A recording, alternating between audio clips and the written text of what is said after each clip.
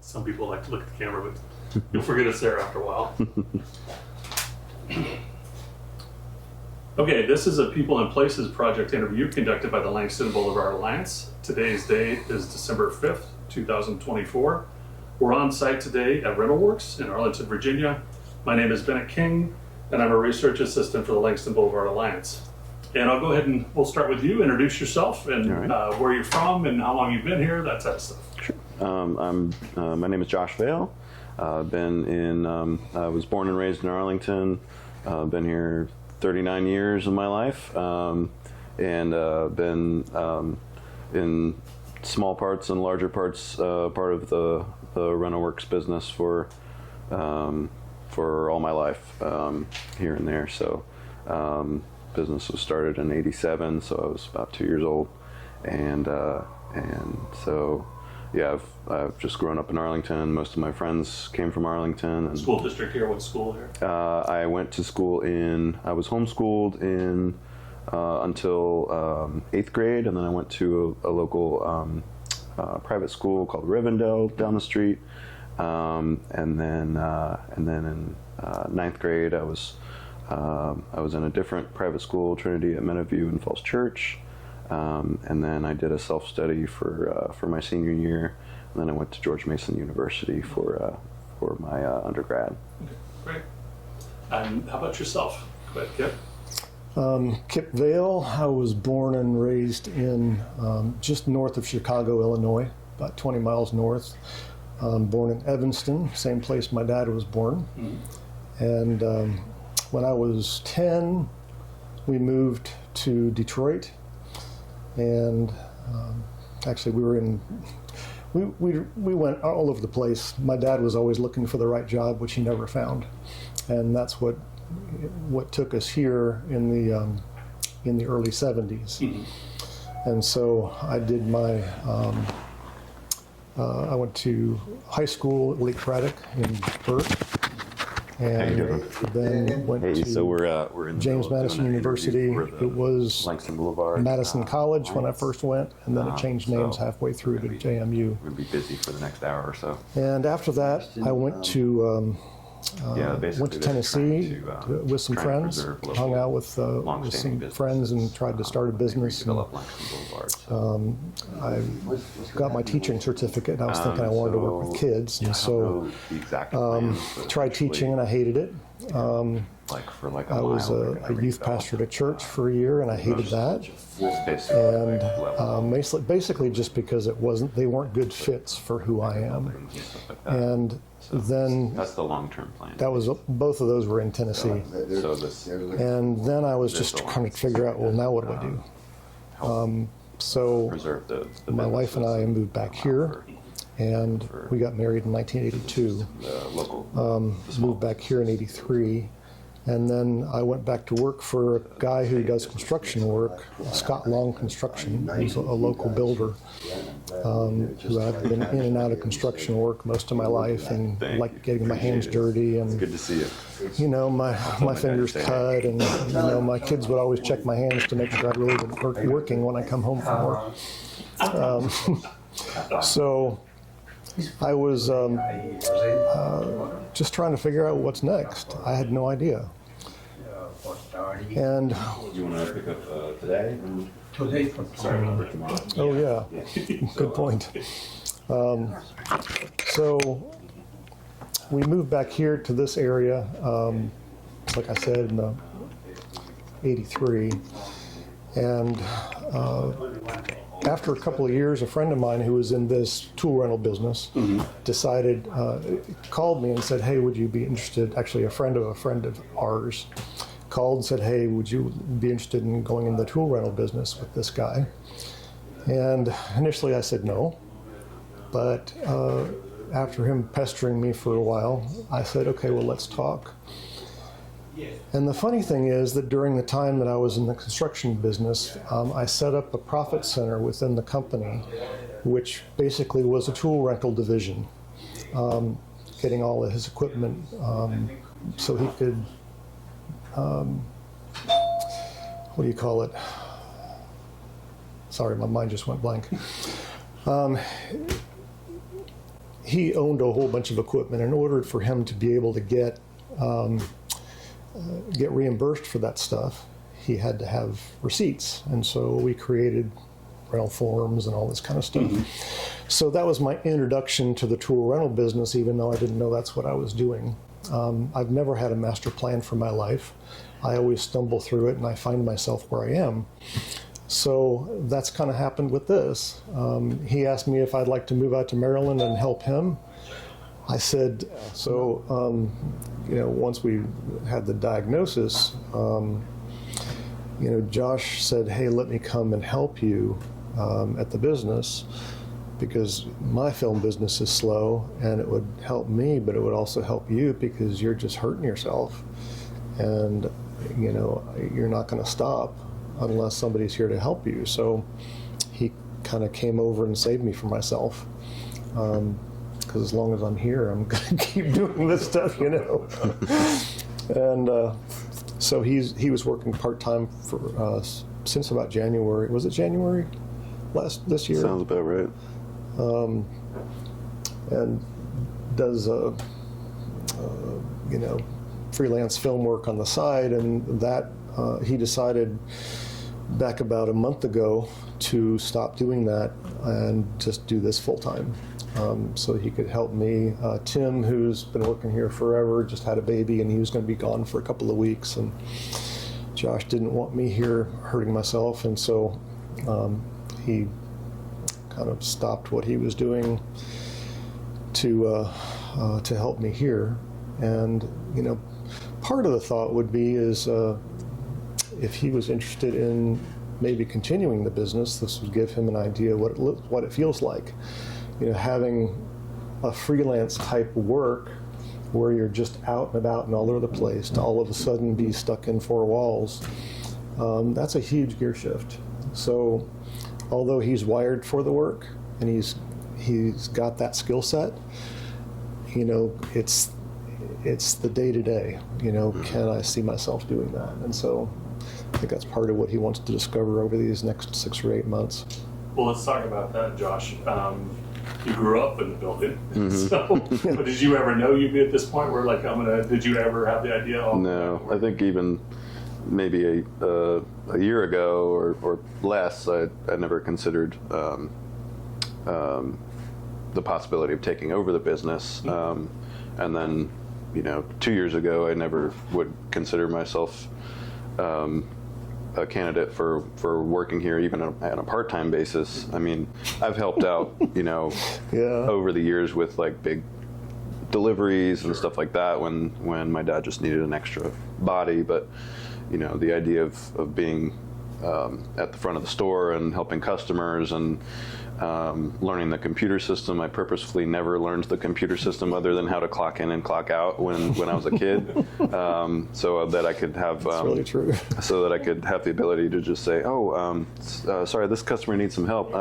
Dad, Ethan, Tim, whoever was working here at the time, I could just pawn it off on them and be like, all right, I'll go grab the tables and chairs, or I'll go grab that aerator or whatever, and I'll make sure it's fueled up for them, and I'll show them how to use it. But I purposefully avoided interactions with the customers as much as I could. So yeah, I definitely didn't see myself in this position that I'm in now, and not a short time ago, and even my wife can attest to that. Yeah. So it's definitely not where I saw myself at this point in my life, but I'm at the stage where I'm considering all options. And as much as I love the freelance freedom and flexibility, I can just say, oh, I'm sorry, I'm booked, even if I'm, just on vacation or whatever, or I just don't feel like working if I have enough in the bank account. I do think I would miss that part, but the other side of the coin is it's so up and down in film and TV business and photography and anything in the freelance world. It's just like you don't know what to expect from one day to the next. Good or not, you know. I mean, one day to the next. Not to mention, next week or next month or next year. It's just so unpredictable, and even more so now with more so now. Like since COVID, like I had one of the best years of my career, just post COVID. After it, after the lockdowns and stuff like that. A lot of remote work and a lot of travel work and stuff like that. A lot more work for each job in terms of like my roles kind of expanded, but I was making great money. And then, after since the last year or year and a half, it's just been so different. And most of my work last year was as a camera assistant for like commercials, mostly political commercials this past year, and I knew that wasn't sustainable because that's only been, I don't know, 15-20% of my income. Otherwise it's documentaries and regular commercials, industrials, stuff like that, more corporate stuff. And so to have it be 75% of my income on a big election year I knew was not sustainable. So once the election was over, my work dried up almost completely, or at least the calls did. It's just been like, well, how do I shift gears? And if I'm going to prepare myself for a career outside of the film and TV business, what are my skill sets and what could I do that could bring in stable income? Mm-hmm. And this is certainly one option. Yeah. And film and TV, I'm a technician first and foremost. So that definitely translates to this business because there's equipment that needs fixing, and I just have the brain that can try to solve problems and figure things out technically. And the film and TV business has given me the ability to work with all different kinds of people and from all different walks of life and all different kinds of personalities. And that also can translate to a customer service environment because you're seeing different people all day, every day. And some of them are regulars, like I'm used to working with, a set, kind of a rotating mishmash of crew members on film and TV jobs. But it's kind of the same here, where I'll see the regular customers and then I'll also see some new faces. And so I think that's my experience in my other career has helped me be better here as well. Not to mention I also have some experience in customer service with working at a camera rental shop and for a number of years, and then working at a fireworks stand for every summer since I was like 12. Mm-hmm. Yeah. Worked at that one, and they also I did Christmas trees and flowers and pumpkins, and I guess that's it. But yeah, I don't know if that would be considered legacy business or not. It's Four Seasons, and I don't know. Steve Cooley. So the way that the county looks at the legacy businesses here is, and I'm not saying this is or isn't, right, but the reason we're here and we're with Tony's is not only the age, it's the contribution to the community. So, the integration with the community. Yes. And it's hard to make, when something's a temporary or temporary, it's hard to make. That's right. He also has the Chesapeake Bagel Bakery. I don't know how long that's been there. Yeah, that's true. That wasn't our list. We got a list that had the ages of the businesses, and I don't remember that one being on it. I can check it. Oh, interesting. Yeah. But technically it's on Harrison Street, so I don't know if that we're doing outside. Oh, okay. Gotcha. The community's along Langston Boulevard, so we've moved off of. Gotcha. We've moved a few blocks off each way. Okay. What I find interesting is you were saying there's no master plan, but that kind of feeds into this. Is there's no master plan, but it's there for you if it becomes the plan. I think that's the great way to sustain your no master plan is to do that. That's right. And it's so different. We went to Lebanese Taverna, that family, there was an expectation from 2 years old, you're working in those restaurants. Really? They've all grown up doing that to 5 kids. Wow. So there was no thought otherwise. There wasn't a choice, right? Yeah. Yeah, my dad has been great ever since, we were kids, basically. He's never pushed it on us, never had that expectation, never held that over us in terms of, I'm sure he would have loved if all three of us were involved in the business, but he never wanted to hold us to that, and he wanted us to go out and find our own path, basically. And it just so happened that my path was kind of a curlicue and led back to here, even if it's temporary. Whether or not it's temporary. Curly cats. Lots of curlies. It's funny, out of all three of the boys, he would be the least one that I would have thought would be doing this right now. You just never know. Sometimes that's what happens, right? Yeah. So let's talk a little bit about the business we're in. I want you to give us a description of this. So this is, again, so people are looking at this. Let's talk about what it's known for. What do you do? What's a typical day? That type of thing. We'll start with you. If you want to add in, you can do that later. But let's just give the name and what you're known for first, and what you consider the business to be. Okay. Well, the name of the business is Rental Works. The name came from a conversation that I had with a number of friends who were interested in starting. A bunch of us were interested in starting rental businesses, and another guy, Ken Wagner, had one, and he was training me, and he was training these other guys, and at the same time, and we were sitting around his living room one day, and we were talking about names, and guy's wife threw out Big Bear Rentals, and it was like, ew. And so some of these really strange names, and then I don't remember who came up with the name Rental Works, but it was like, yes. It was like we all loved it. So Rental Works became the name here. I was the first one to use it. The guy in Annapolis, Ken Wagner, he changed his name from Annapolis Rentals to Rental Works about 2 years later. And then there were two cousins that started, that bought an existing business in Richmond, existing rental business, and then they changed the name to Rental Works. And then there was I'll just call him a cousin of Ken Wagner's, who wanted to start a business rental business in Greensboro. And so that also became Rental Works. And although there's no legal connection between any of the businesses, we're all friends, and we all want to care for people the best we know how and provide a good service and be honest. There's no legal connection. It's just we trust each other to honor the name.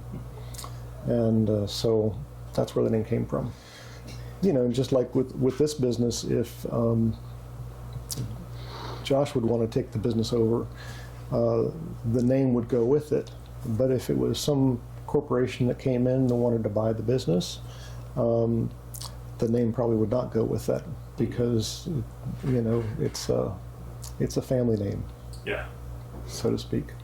Yeah, I don't think that it's probably best to do that anyway, because you are definitely tied to the community, whereas a corporate group wouldn't have the same. Yeah. They're buying your cred. Right. You don't want that.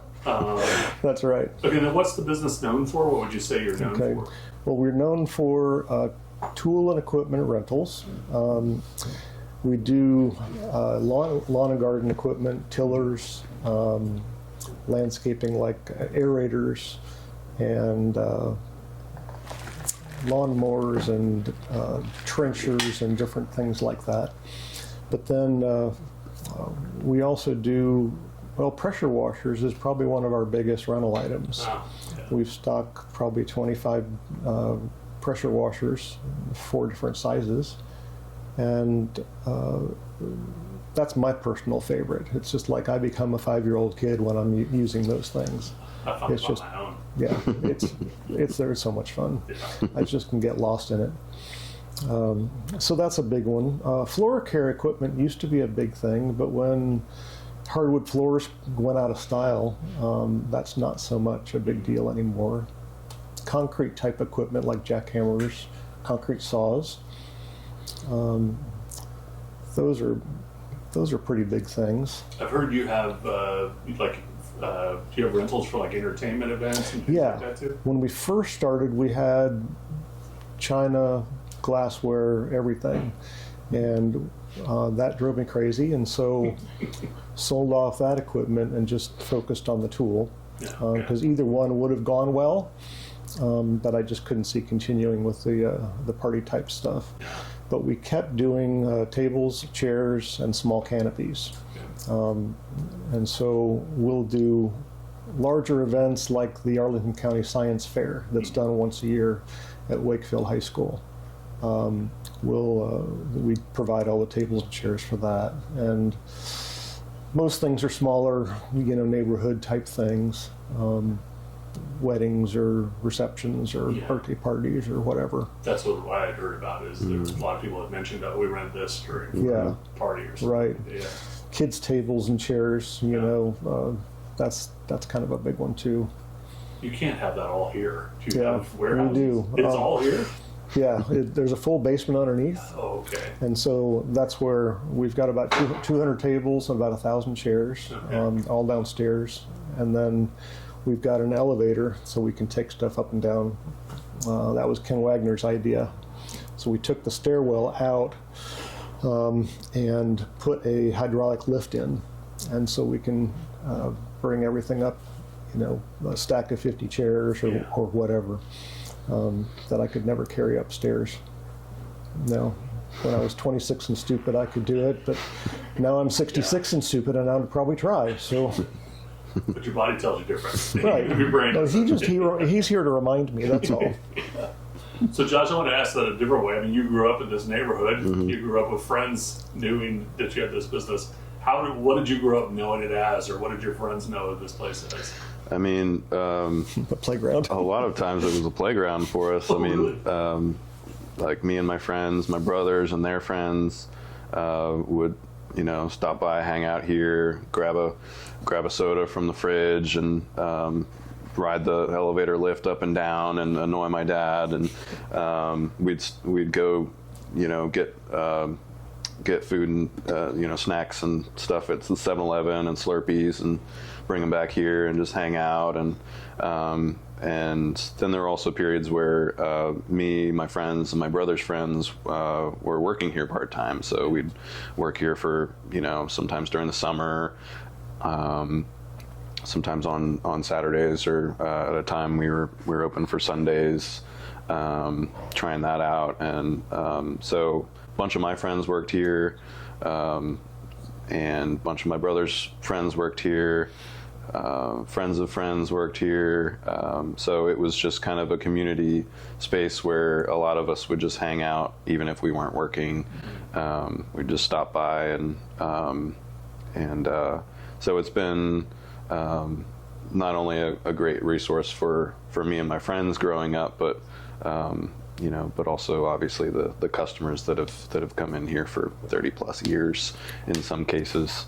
I mean, I'm constantly surprised by the customer that comes in, says, "I don't recognize you," and I'm like, "Oh yeah, I just kind of." My usual line is, "I just kind of started working here." Sometimes I'll volunteer that my dad owns the place, but usually I don't like to start off that way. And they say, "I've been coming here for 25 years." Maybe 30 years, and I get all these kinds of people that have just been coming in for so long. I even had I think a daughter-in-law come in, and I was trying to find her in the computer, and she said, "Oh, maybe I didn't rent here before," and then I saw her last name was the same as another customer, and I said, "Are you related to such and such?" And she said, "Oh, that's actually my mother-in-law." So she had been coming in here a long time, but she was actually renting something for her mother-in-law because she wasn't physically able to do it anymore. But it was funny to see that connection of just like how it can kind of snowball, and it's like I found out about this place because of my husband or my daughter or my mother-in-law or whatever, and so I think the word of mouth has been stronger for the most part over the years than advertising or whatnot, but we do have constantly, my dad has people coming in, his friends and old customers, even if they aren't renting anything, come drop by and hang out on the couch and just talk with my dad for a while and catch up. And so it is kind of as much as it's a business, it's also kind of like a community hub in a way, in a smaller way, but it's kind of where people feel like they're at home, away from home. So I don't think you were in here when your dad was talking about, he didn't know that he wanted this, but it ended up, he wanted it to be a safe space for like your friends and kids in the neighborhood and people that worked here. And it sounds like you just described what he said. Yeah. It wasn't his intention, but that happened, right? And he was glad that happened. Yeah. Okay, what are, okay, let's go, we covered a lot of that already. Let's talk about your memorable moments growing up here. You talked about your friends being here, but tell us about some of your memorable moments growing up here. 7-Eleven was definitely a big one, It's just like, hey, I'm going to 7-Eleven, clocking out for a minute, bring back a donut and a Slurpee or whatever, a bunch of sugary crap. And so that was always a highlight. And then I mentioned the going up and down on the elevator lift, and we'd always find different ways of playing around and pushing each other. Like me and my brothers would push each other around on furniture dollies and warehouse dollies and pallet jack, like ride it like a skateboard. That's and and then of course how about the Slurpee in the gas can? The what now? The Slurpee in the gas cans. Oh, I don't know if I was involved with that one. Oh, seriously? No, Well, that was probably like Dickie and Yeah, probably so. There was a period where 7-Eleven would allow you to bring your own container and put Slurpee in it, and so they'd get an old gas can, one of our gas cans that hadn't been used for gas yet, and take it over to 7-Eleven and fill the 1-gallon gas can with Slurpee stuff. And so that was a thing that went on for I don't know, 6 or 8 months anyway. Yeah, that sounds like you were the Slurpee in that can right there. You'd be like, I'm not sure. Yeah, it definitely sounds like Jared and his friends. Yeah, probably so. But yeah, besides that, I mean, when you had the more full-blown party business, when you still had like the snow cone machine and the popcorn machine and the cotton candy machine. Yeah, cotton candy. I mean, all those we would play with, and like we would take the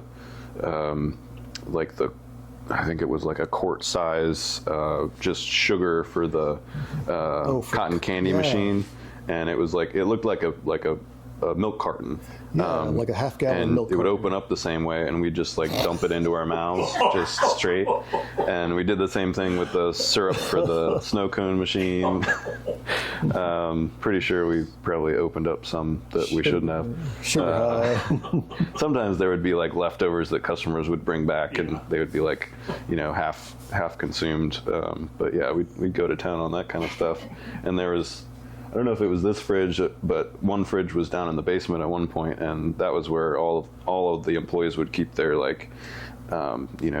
jugs and sodas, jugs of juice and sodas and all that stuff, and we'd raid that like crazy, like a gallon size, like grape juice or Tang or whatever. We'd just sit in the basement and just drink it. Sometimes we'd pour it into the little snow cone container, and we'd have to like drink it obviously before we threw it away. because it was shaped like a cone. It's So hilarious. sugar highs were your experiences. Yeah. A lot of sugar highs were definitely the common thread there. But yeah, just messing around and using things how they shouldn't be used.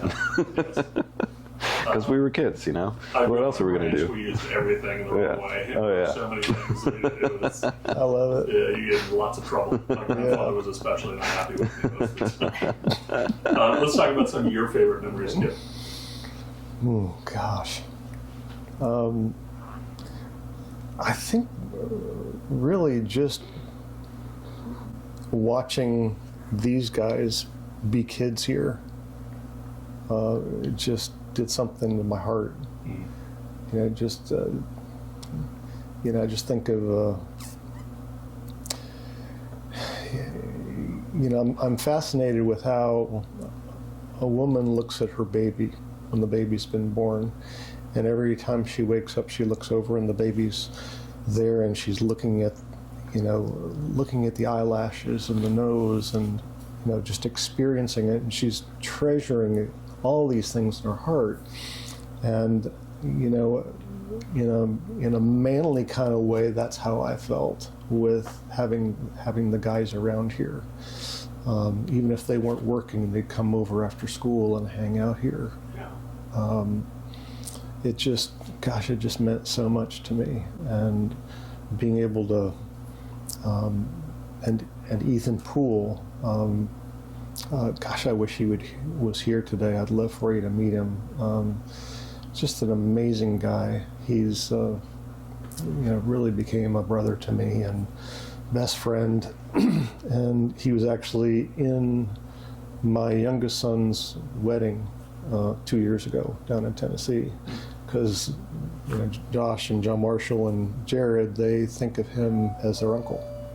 Mm-hmm. And so just these family connections,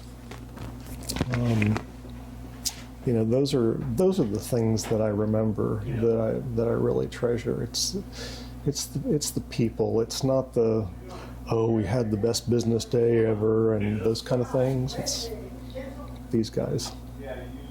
That's a great story. Okay, let's talk about some of the changes. You mentioned that you started with China. To me, it's so funny to think of China's and jackhammers in the same room. But let's talk about some of the changes you've gone through over the years. Yeah. When we first started, in '87, April of '87 was officially our starting time. We had the china and the glassware and the silverware and linens and all the different table decorations and coverings and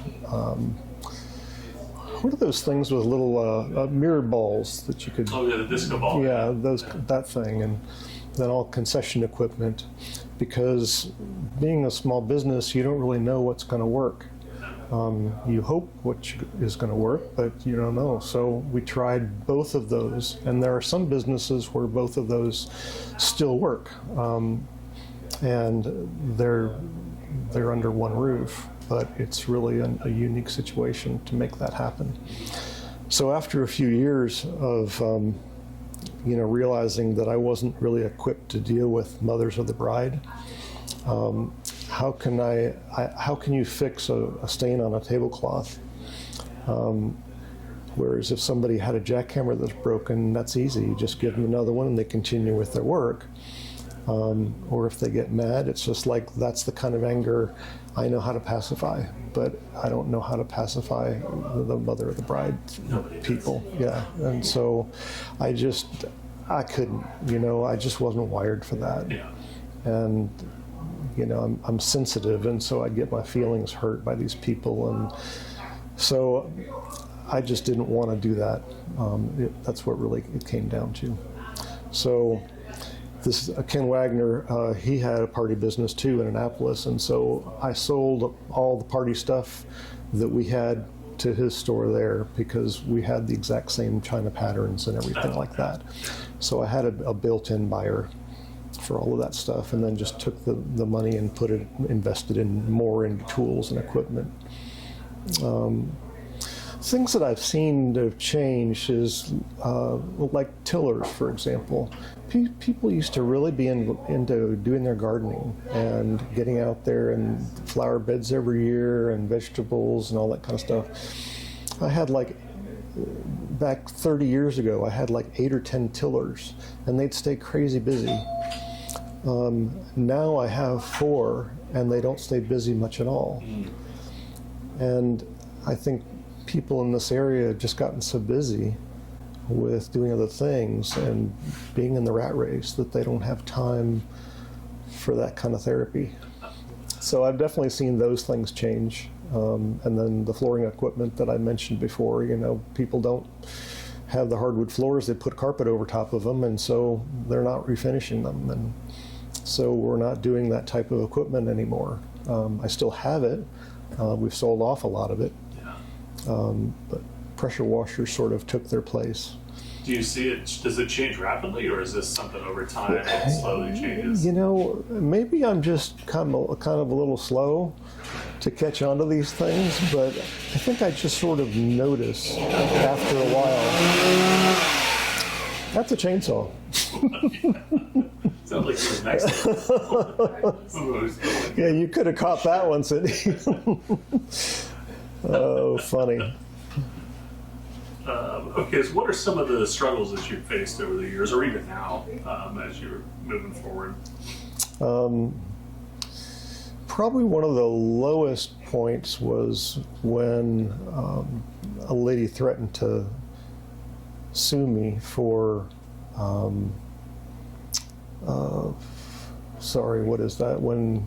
for discrimination, racial discrimination, because I wouldn't rent something to her because she didn't have any money, and she took it as because she was of a different color, and at that same time I had a black kid working with me, and he was there during the whole process.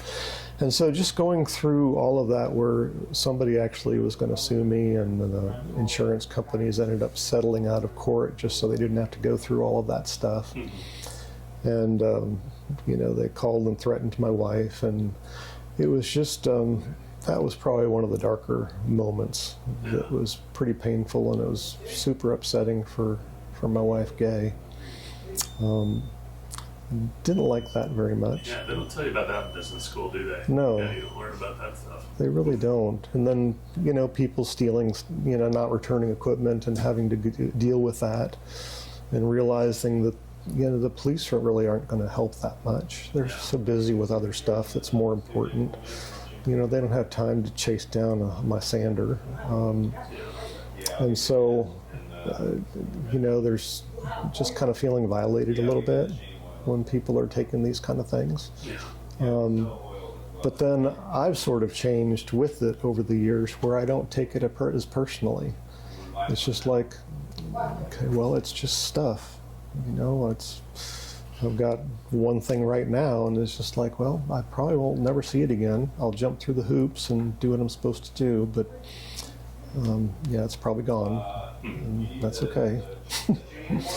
How about struggles keeping the business open? Like, has it become more? You were mentioning earlier, like with the development plans, is it becoming harder to do business in Arlington or along the Langston corridor? It's becoming harder for the contractors to do business because the permitting is so complicated here in Arlington. You can't do any sort of building at all without having to jump through all of these hoops, and there's the Chesapeake Bay runoff stuff where people can't even put in a driveway anymore without making it permeable. And if you want to, I know a guy that just finally gave up and got out of business here, a small contractor, because it just became too onerous for him to deal with the county. And so he went back, and he's living in Massachusetts where he grew up, and he comes down a couple of times a year, and we'll sit and visit and talk here for an hour or two. And he became a good friend, but For those people, it's become a lot more difficult, and therefore for me, Yeah. you know. Okay, what would you consider, I think I know the answer to this one already, what would you consider the biggest success of this business? The biggest success is just that my dream came true. You know, that this is a safe place, and that the kids of my friends were able to experience this, and my friends were able to feel good about their kids being here, and that's probably it. And as I think about maybe the business wouldn't be here a year from now, although I'd probably be a little sad. I never did this to create a legacy or an empire. Mm-hmm. I've done what I wanted to do and more, and so I'm okay for it to be over. But it's okay if it's not. Yeah. I hold it loosely, you know. Yeah. They're just, life is uncertain, and I just hold it all with an open hand. I just can't control much, and I just roll with stuff. So let's, I'm going to ask, we're going to switch directions here a little bit. And this is maybe for the Biz Launch folks too. What lessons have you learned through this business? I think I've learned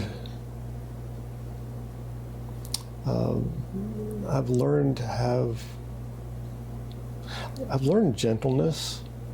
I think I used to be a lot more rough around the edges, and the edges are gotten smoother.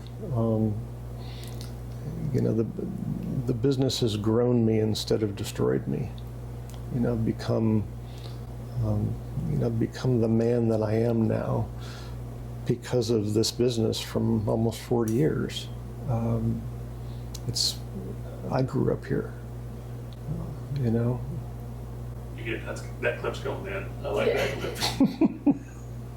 That's really cool to hear that way. So let's, if you were giving advice to somebody that's starting a business now, a young entrepreneur, or somebody who wants to start a small business, what would you tell them? Find somebody to help you that's been there. And I would suggest strongly that you get somebody to help you who's been there before, and that the number one cause of failure in business is not having cash flow, running out of money, and just to make sure that you have more money than you think you're going to need in order to run the business and function. Those are the two big ones, I think. Like when I first got in business, I had two partners, a silent partner and then Ken Wagner. The business became more successful in the first few years, so I bought out the silent partner, and then after about 5 years, I bought out Ken. And after the business became all mine, I thought, wow, I can do whatever I want now. And I almost lost it all because I just spent money like crazy. We bought a house, I bought my nice truck, I did lots of things, and before I knew it, I was in serious financial trouble. So I got some friends around me to help me fix myself, fix my mistakes. And after paying off all my debts and paying off my house, the first thing that I did was I saved a huge pile of money and put it in the bank account. To me, it was a huge pile of money, but it's never enough. And that became my line of credit. And so whenever wintertime hits and things were hard, I would dip into that resource instead of having to go to the bank and borrow money. Yeah. And so since that time, I haven't had to borrow a dime. Wow, that's impressive. Yeah. But I had to learn the hard way. Yeah, most people do. Yeah. Okay, so let's switch to talk a little bit about the neighborhood that we're in. What was the, I heard you talk about this earlier, what was the Langston Boulevard neighborhood like when you first started business here? Maybe even this area? Gosh, it seems like in many ways it hasn't changed that much. Mm-hmm. The older buildings are still here. There haven't been a whole lot that have been torn down and rebuilt. There's been a few exceptions. I remember up the street, there was an old house that was abandoned that some of the guys that were doing drugs and all that kind of stuff would just sort of hang out in front of that house. It was up on the hill. And then the house got torn down. It was replaced with a Kentucky Fried Chicken and what else is up? A Taco Bell. So those two things went into on that property.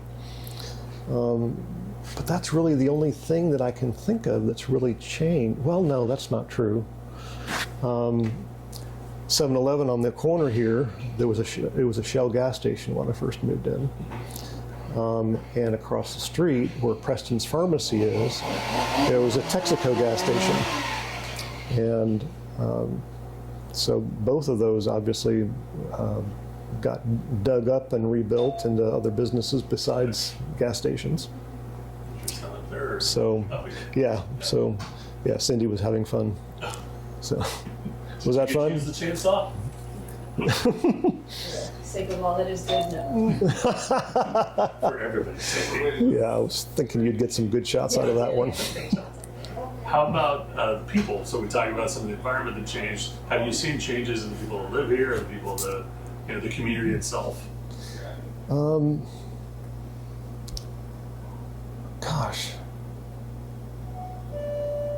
I guess my world is pretty small, and so the people that I know, I've known for a long time, and they don't seem to have changed that much, but they probably have changed a lot. And I've probably changed a lot, and I've changed along with them. And so to me, the people are all the same. But if I look at it in terms of, from a business point of view, the idea of like the tillers, people aren't doing their own stuff. I think the area has gotten so much wealthier that people are now hiring people to do all of this work for them, and they don't have time for the gardening, and they're putting money into adding onto their house instead of putting a garden on the side of their house. And so, just the wealth of the area, I think, has changed the appetites of the people. But that's big picture business type stuff. It's not. It's like the people I know; they're still the same people. Yeah. Has it changed? Well, listen. Given that, how has the customer changed? Did you used to see a lot of like locals getting stuff, and now is that less locals and it's more like firms or construction firms or lawn care? I'd say it's less homeowners. We used to do maybe 50-50 homeowners and small contractors, and now it's probably 70-30 small contractors, homeowners. A lot of Hispanic, Spanish-speaking folks, small contractors. They just have, 5 and 6 person operation, and they come here because they're doing business here, or they live close by and they're passing by to go to their job. Yeah. So they use me because of the location. It's convenient for them for whatever reason. So it makes me wish I would have taken Spanish in high school instead of French, but of course I don't remember French, so what am I saying? Yeah. I want to go, Josh, I want to go back to you. Sure. We had asked a question before of your father about the lessons he's learned in the business, and so I want to ask this from your point of view. Mm-hmm. What lessons have you learned? This could be from growing up here or watching him, or what have you learned from this business being around in your life? Well, I've learned it's definitely an exercise in patience. and my dad has been very patient and very methodical over the years, and not only, you know, with the customer side, but with just the details that you have to be aware of and be diligent about to run a business. And so that's been a big one. I mean, every day you're bound to encounter some customer who's going to test your patience, and you just kind of have to let it ride and just go with the flow as much as you can. And maybe you're having a bad day, maybe they're having a bad day, but you just have to try to put that aside as much as you can and compartmentalize and be able to serve the customer and try to do it with a smile on your face and all that. But I think, I mean, besides that, it's just been it's been really cool to watch, you know, my dad be able to do this for so long and to be such a steady plotter and to just make the business work. And if things aren't working, then he pivots and you know, either changes his thinking or figures out a different way to do it.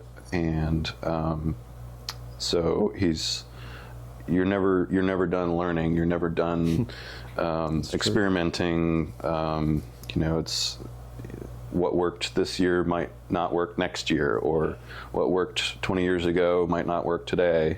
And so you kind of have to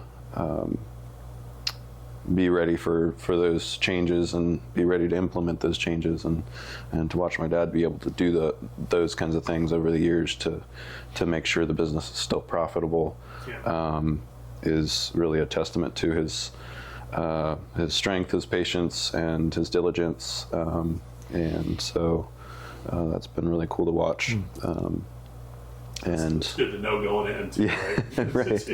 Yeah, I mean, it's like any business, but it's definitely has the areas that are unlike any other business. Being in the rental industry in general is completely different than being in a retail or being in food service or you know, whatever else. But there are crossovers, there are similarities, but it's definitely its own ball of wax. But I mean, just to watch all he's done to make the business successful, and first and foremost to put food on the table for us growing up, and to put us through college and put us in a position where me and my brothers can succeed, and that's really been my favorite part of you know, watching my dad over the years with the business. So. I wanted to go back to, we were talking about struggles, and we didn't get to COVID. Like, how did you guys get through COVID here? That was fun. Yeah. Did you guys get to stay open, or how did that work? Yeah, we did actually, because we were, for some reason, considered necessary. Just like, you know, the hardware stores and Home Depots and all of them, they were allowed to stay open. So we were too. Nobody ever came by and said, "Are you allowed to be open?" You know, it wasn't like there was a policeman out there. You know, we didn't have the issues that food service folks did. Yeah. Being able to keep a distance from people, that wasn't too hard, even though it's a small business, because usually we only had one customer coming in at a time. Sometimes there were two, and if we're three, and in that case, they'd, you know, keep their distance because they're being good boys and girls like we were trying to be. You know, it was initially it was actually pretty good for business because people were stuck at home. Yeah. And they started doing all these projects around their houses, and so they were coming to us for toys, and so that was good. But then after that sort of waned, and people began to get on the other side of COVID, I noticed that business dropped way off, and people were putting money into traveling and experiences instead of stuff. And so I didn't really know what to do with that, except for just kind of say, okay, well, that's what's happening right now. Didn't have any magic bullets that I could use to make it different, and so I just roll with it. It's so much different than the other businesses who really struggled during, right? And yours, like, I get, now that you say it, makes total sense, Yeah. right? You're struggling more on the outside of COVID, because people are not wanting to get out and escape, and that's Right. where, like, the restaurants were starting to come back, right? Because they finally started getting people That's right. out there again. Yeah, it's really Never thought interesting. of it that way. So your hard part is after COVID. That's right. That's right. Okay. And this is, I'll ask you both this question. Why would you say that long-lasting businesses like yours, like this business, are important to communities like the Langston boarding community? We'll start with you, and you can think about it while we're here. Why is it important to have these legacy businesses around or keep them around? I think, when I think in terms of the people that I know that would come by here or know that we're here, there's something nice. There's something nice about having longevity, where somebody would say, "Oh, Rental Works, yeah, they're down the street," or I just had a friend come from out of town who hasn't been in town, Sam Walsh, who worked for me for a while, and the first thing he wanted to do was to come by and hang out, because he knew we were still here. So, I don't really know how to put that into words so well, but I know it's sort of like, I guess, my grandparents. I always liked going to my grandparents' house, and I always liked to know that they were still there. And I can still picture where they lived, even though they're both dead now. They were a big part of my childhood. And so once they were gone, it was like part of me was gone. And I think it's sort of the same feeling to have a business that's been around for a long time, where people are just familiar. Familiarity breeds kind of a sense of well-being, I think. And when we think about the revitalization plan that they've got planned for Langston Boulevard, I've thought about, well, can I with a good conscience sell this business, knowing that's coming, and probably eventually this building would be torn down and something would be built in its place. Oh, it went away. Yeah, that's all right. This is the last question. And so I did some research and talked to some people who know how these things work, and discovered that probably don't have anything to worry about for a good 10 years. Yeah.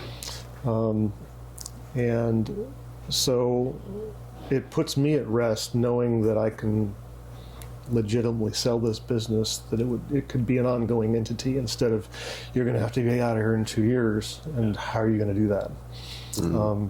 So, I just know, for me, knowing that it has longevity, that's important as a seller. Yeah. Because I'm not going to sell it to somebody if they can't succeed. That's just not right. Right. Yeah, and I think right in this section there's a to be determined. So they're not really sure what's going to happen. But since I don't own the building, Yeah. I don't have control over that. Sure. Yeah. Okay. Did you have anything to add on why? What is? Yeah, just I guess in a similar vein, like friends I grew up with, that have moved across the country or whatever, when they come in town, like, they'll want to come to the small businesses in this area that we grew up with. Like, they want to come here and hang out. They want to, meet up at Crisp and Juicy down the street, because that was one of our old haunts. And, and go to Caribbean Grill and you know, all these like mom and pop restaurants that you can't find that same experience with a big chain, you know, and that's my worry for this area, is that it's all going to become big chains and it's going to lose its character because there's so much, you know, like with Glebe Radio and appliances, and you know, we had a long-time customer come in here and like, and they were like, I've come in here before, but I'm actually not here to rent something. I think there was a appliance store in this strip, and I'm like, oh, actually, you're close. It's one strip down. It's on the other side of Bob and Edith's. So like, just having that kind of community involvement within all of these small businesses, I think, is really important. I mean, I see the same people over and over go into Photoscope next door. I see the same people over and over go into Eli's salon, and to just go into like a hair cuttery, or, you know, whatever your flavor of the retail chain is of the day. It's just not the same vibe. It's not the same experience. You're not being served by a family, or, you know, somebody who's owned the business on their own and built up from nothing for, you know, 30 plus years, or whatever, you know, what have you. I mean, where else, you know, can you find, like, you know, you can go to a Thai place, you can go to you know, Middle Eastern place, you can go to a Peruvian chicken place, you can, like, all of these places that wouldn't be able to afford living in a new development, and that are all right within half a mile or a mile of here. True. So I think not only would you lose some of that community feel if a lot of these businesses were forced to shutter because they couldn't pay the high rents, but you would also lose some of the culture of all these different you know, families and owners that have started these businesses, you know, way back, and kept it in the family. So I think that's my biggest worry for redevelopment, and how I think it's important to keep that you know, keep that legacy in this area. That's a really good point. Well, thank you. That's it. That's all we got. Anything else you wanted to share in there, or anything we missed? Nothing I can think of. Great. Well, thank you guys very much for taking the time. Of course. Yeah, thank you.